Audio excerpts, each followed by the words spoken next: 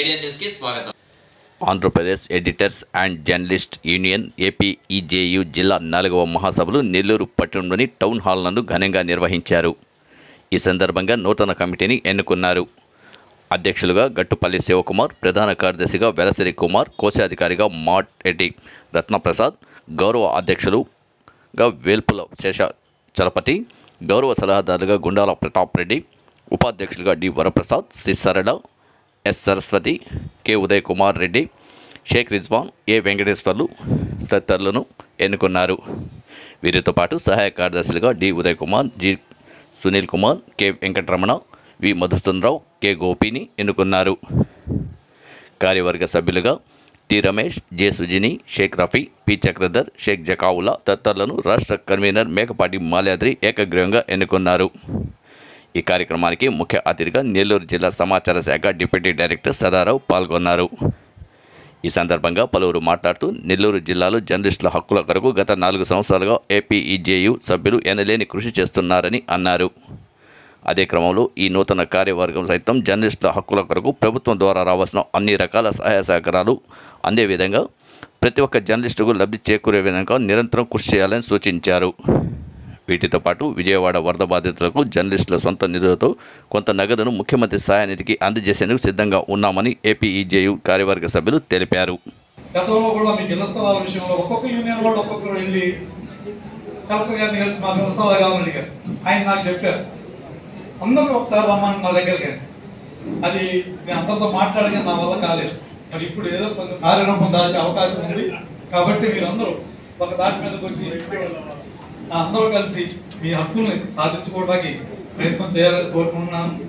మరి Andhra Pradesh editors and journalist association union సమావేశానికి ఇచ్చేసిన మన జర్నలిస్టులు అందరూ నాకు ఫ్రెండ్సే. డిక్లరేషన్ విషయంలో నాకు వచ్చిన సలహా ఇచ్చి డిక్లరేషన్ ఇవ్వడానికి ప్రయత్నం చేశాను. అందరికి చాలా మంది గవర్నమెంట్ జీవోని వైలేట్ చేసి ఇవ్వలేను కానీ వీలున్నంత వరకు ఇచ్చాను.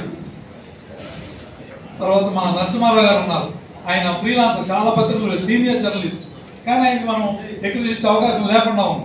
కానీ నేను కొన్ని సలహా ఇచ్చాను, ఈ పెట్టుకోండి సార్ మీకు డిక్లరేషన్ వస్తుంది అని ఆయనకి సూచించి డిక్లరేషన్ ఇచ్చాను. అట్లాగే చిన్న పత్రికలు వాళ్ళ సమస్యలు నాకు ఇక్కడ ఎక్కువగా వాళ్ళే ఉన్నారు కాబట్టి చిన్న పత్రికలు నడపడం అనేది చాలా కష్టమైన పని. ఆ పత్రిక నడపాలంటే అది వ్యక్తి మీద ఆధారపడి ఉండదు, ఆ వ్యక్తి యొక్క ఆరోగ్యం కానీ ఆయన ఆర్థిక పరిస్థితి మీద ఆధారపడి ఉండదు. మరి అలాంటి వ్యక్తులు ఈ పత్రికలను నడపడం చాలా కష్టమైన పని. మరి అలాంటి వ్యక్తులకి కనీసం మీరు పత్రిక నడిపితే చాలు, మీరు డైలీ నాకు ఇవ్వలేకపోయినా పర్వాలేదు, కనీసం వారం రోజులకి ఇవ్వండి, 15 రోజులకి ఇవ్వండి, కానీ 4 రోజులకు ఒకసారి తీసుకొచ్చినా కూడా తీసుకుని అటెండెన్స్ రిజిస్టర్లో నమోదు చేసి మీరు రెగ్యులారిటీగా చూపించాను. మీకు మన జిల్లాలో చాలా చిన్న పత్రికలు ఉన్నాయి, మా వీక్లీస్ కానీ ఫోర్ట్నైట్లీస్, మంత్లీస్ అయితే చాలా ఎక్కువ. అందరికీ ఒక్కొక్క డిక్లరేషన్ ఇచ్చాం. అది జీవోని వైలేట్ చేసి చేయలేదు కాబట్టి ఒక్కొక్కటి ఇచ్చాం. మీ అందరూ కూడా ఇప్పుడు కొత్తగా డిక్లరేషన్ జీవోకి నూతన నిబంధనలు తయారు కాబోతున్నాయి. దీనికోసం కమిటీ కాన్స్టిట్యూట్ చేస్తున్నారు. మీ దగ్గర ఉన్న మీరందరూ కూడా మీ యూనియన్ తరఫున గవర్నమెంట్కి రిప్రజెంటేషన్లు ఇవ్వండి. మీ చిన్న పత్రికలకు ఎన్ని కావాలి, వీక్లీస్కి ఎన్ని కావాలి, మంత్లీస్ ఎలక్ట్రానిక్ మీడియా ఎన్ని కావాలి. మరి ఇప్పుడు యూట్యూబ్లు ఉన్నాయి, నేనైతే మన మీటింగ్లో యూట్యూబ్లు కూడా ఇవ్వాలని చెప్పాను. అంటే యూట్యూబ్లో అంతే పోయినా సీనియర్ జర్నలిస్టులు అయ్యింది వాళ్ళు యూట్యూబ్ నడుపుకుంటే 1+1 ఇస్తే, ఎందుకంటే ఇప్పుడు వార్తను ఇమీడియట్ గా పంపించేది యూట్యూబ్ జర్నలిస్ట్. వాళ్ళకు కూడా ఒక సీనియర్ జర్నలిస్ట్ 5 ఏళ్ళు 10 ఏళ్ళు ఎక్స్పీరియన్స్ పెట్టండి, పేపర్లో పనిచేసి ఎలక్ట్రానిక్ మీడియా రంగంలో పనిచేసి. అలాంటి వాళ్ళకు కూడా మీరు రెగ్యులేషన్ ఇచ్చినట్టు 1+1 కనీసం ఇస్తే వాళ్ళు ఈ రెగ్యులేషన్ ఫలితాన్ని పొందగలుగుతారని చెప్పి, గవర్నమెంట్ సౌకర్యాలు పొందగలుగుతారని చెప్పి నేను చెప్పాను. మరి గవర్నమెంట్లో మీరు కూడా యూట్యూబ్ అసోసియేషన్ నుంచి కానీ ఏమంటే ఒక రిప్రజెంటేషన్ ఇవ్వండి, మాకు కూడా మమ్మల్ని కూడా ఇన్వాల్వ్ చేయండి రిక్రూటేషన్ ఇచ్చేటప్పుడు. తర్వాత మనకి జర్నలిస్ట్ హెల్త్ కార్డ్స్, ఈ హెల్త్ కార్డ్స్ విషయంలో చాలా మంది నిర్లక్ష్యంగా ఉంటున్నారు. మనకి అది ఎప్పుడైనా మీరు ఎప్పుడు కట్టినా ఏప్రిల్ 1 మార్చి 30 వరకు 1 వరకే పనిచేస్తుంది. మీరు గవర్నమెంట్లో కూడా ఎప్పటికప్పుడు మార్చి నెల ఫిబ్రవరి నుంచే మీరు ఈ అమౌంట్ కట్టే విధంగా 1250 రూపాయలు కట్టాలి. గవర్నమెంట్ 1250 రూపాయలు కడుతుంది కాబట్టి మీరు ఆ 1250 రూపాయలు మార్చి నెలలో కట్టుకుంటే మీకు 1 ఇయర్ ఉపయోగపడదు. కాబట్టి ఇప్పుడు దీని మీద మొన్న కూడా మీటింగ్లో డిస్కషన్ జరిగింది. 1 ఇయర్ ఇవ్వాలా ఆరోగ్యశ్రీ కార్డు, హెల్త్ కార్డు, 2 సంవత్సరాలకు ఇవ్వాలా, 3 సంవత్సరాలకు ఇవ్వాలని డిస్కషన్. కనీసం అక్రిడిటేషన్ పీరియడ్ 2 years ఇస్తే బాగుంటుందని కూడా నేను చెప్పాను. తర్వాత మనకి ఈ జర్నలిస్టులకి వెల్ఫేర్ ఫండ్ ఉంటుంది. దాంట్లో ఏమైనా ఎప్పుడైనా ఎవరికైనా ఇబ్బంది వస్తే, ఆరోగ్యం వస్తే బిల్స్ సబ్మిట్ చేస్తే 25,000 ఇస్తారు. కానీ దాన్ని ఎప్పుడుదో జీవో మీరు ఇప్పుడు మీ అసోసియేషన్ కానీ దాన్ని ఇప్పుడు మీరు ₹1,00,000 పెంచే విధంగా మీరు ఒక రిప్రజెంటేషన్ గవర్నమెంట్కి ఇస్తే దాన్ని గవర్నమెంట్ కన్సిడర్ చేసి పెంచే అవకాశం ఉంటుంది.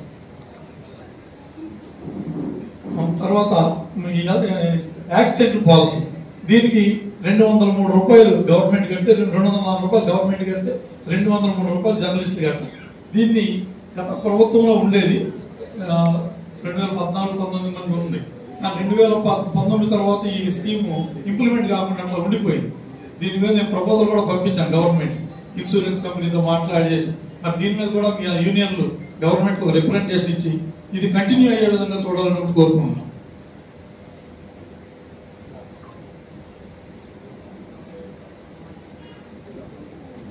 వరద బాధితుల కోసం మరి మన జర్నలిస్ట్ మిత్రులు మన నరేష్ గారు మరి శివకుమార్ గారు కూడా దీన్ని ప్రభుత్వానికి సహాయం చేయాలని చెప్పి ముందుకొచ్చారు. అట్లా మిగతా యూనియన్లు కూడా వస్తే ప్రభుత్వానికి కొంచెం వరద బాధితుల ఆదాయం ఉండదని, మరి మీరందరూ కూడా దీన్ని ఇట్లాంటి కొనసాగించాలని, మీ యూనిటీని కంటిన్యూ చేయాలని, అందరూ కలిసి ఐకమత్యంగా ఉండాలని కోరుకుంటూ నాకు ఈ అవకాశం ఇచ్చినందుకు మీ అందరికీ ధన్యవాదాలు తెలియజేస్తున్నాను.